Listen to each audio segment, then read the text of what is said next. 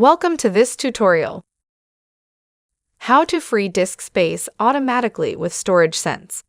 Are you running out of space on your Windows PC again and again? In this video, you'll learn how to automatically free up disk space using a built-in Windows feature. No third-party apps, no complex settings, just a smart way to let your system clean itself. Let's see the steps. Click on the Start menu and select Settings. In the Settings window, click System. From the left sidebar, choose Storage. Under Storage, turn Storage Sense toggle to On. Click on Configure Storage Sense or Run it now. Under Run Storage Sense, select every day, week, or month as per your preference. Choose to delete temporary files by checking the first option. Set how often to delete files from the recycle bin. Choose from 1, 14, 30, or 60 days.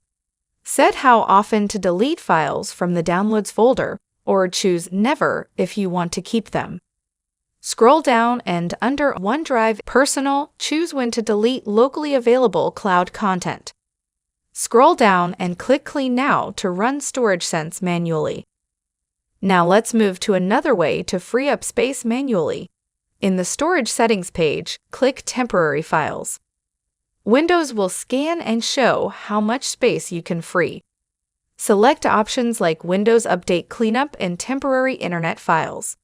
Click on the Remove Files button at the top to delete selected items.